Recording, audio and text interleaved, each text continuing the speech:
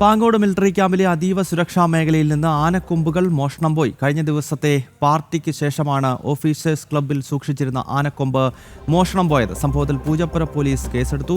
ശിവദാസ് കർമ്മനം ചേരുന്നുണ്ട്. ശിവദാസ്, ഈ അതീവ സുരക്ഷാ മേഖലയായ ഇവിടെ നിന്നും എങ്ങനെയാണ് ഈ ആനക്കൊമ്പുകൾ മോഷണം പോയത്? ഇതുമായി ബന്ധപ്പെട്ട പോലീസ് എന്തെങ്കിലും കാര്യങ്ങൾ പറയുന്നുണ്ട്?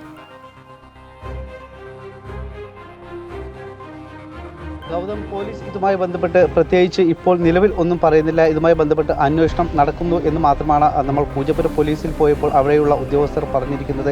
അതായത് കഴിഞ്ഞ ബുധനാഴ്ചയാണ് പാങ്ങോടുള്ള മിലിറ്ററി ക്യാമ്പിൽ നിന്നും ആനക്കൊമ്പ് മോഷണം പോയത്. ഈ ദിവസം ഇവിടെ ഒരു ആഘോഷ പാർട്ടി നടന്നിരുന്നു, ഒരു പരിപാടി നടന്നിരുന്നു.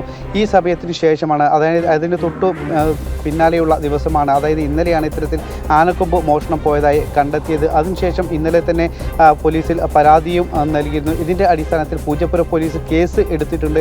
നിലവിൽ ഇതുമായി ബന്ധപ്പെട്ട് അന്വേഷണം നടക്കുന്നുണ്ട്. ഇന്ന് പൂജപ്പുര പോലീസ് ഈ സംഭവ സ്ഥലത്തെത്തി മിലിറ്ററി ക്യാമ്പിലെത്തി പരിശോധന നടക്കുന്നുണ്ട്. CCTV ദൃശ്യങ്ങൾ അടക്കമുള്ളവ പരിശോധിക്കുന്നുണ്ട്. അതായത് ഈ DJ പാർട്ടി അടക്കമുള്ളവ ഈ ആഘോഷ പരിപാടിയിൽ പങ്കെടുത്തിരുന്നു. അതോടൊപ്പം തന്നെ പുറത്തുനിന്നും മറ്റു ചില ആളുകൾ എത്തിയിരുന്നു. കാറ്ററിംഗ് സർവീസ് അടക്കമുള്ളവ ഉണ്ടായിരുന്നത് കൊണ്ട് തന്നെ അത്തരത്തിലുള്ള ആളുകൾ എത്തിയിരുന്നു. അതോടൊപ്പം താൽക്കാലിക ജീവനക്കാരും ഇവിടെ കുറച്ച് പേർ ആ രീതിയിലും ജോലി ചെയ്യുന്നുണ്ട്. ഇങ്ങനെ ആരെങ്കിലും എടുത്തുകൊണ്ടു പോയതാണ് എന്നുള്ളതാണ് പോലീസിൻ്റെ സംശയം.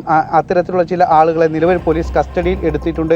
അവരെ ഇപ്പോൾ ചോദ്യം ചെയ്തു വരികയാണ്. പക്ഷേ ആനക്കൊമ്പ് എങ്ങനെ പോയി എന്നുള്ളത് ഇപ്പോഴും ദുരൂഹമായി തന്നെ നിലനിൽക്കുകയാണ്. നിലവിൽ ഇതുവരെ കൃത്യമായി ഇതുമായി ബന്ധപ്പെട്ടുള്ള വിവരങ്ങളൊന്നും തന്നെ പോലീസിന് ലഭിച്ചിട്ടില്ല. പാങ്ങോട് മിലിറ്ററി ക്യാമ്പിലെ അതീവ സുരക്ഷാ മേഖലയിൽ നിന്നാണ് ഈ ആനക്കൊമ്പുകൾ മോഷണം പോയിരിക്കുന്നത്. കഴിഞ്ഞ ദിവസത്തെ പാർട്ടിക്ക് ശേഷമാണ് ഈ കൊമ്പുകൾ മോഷണം പോയത്.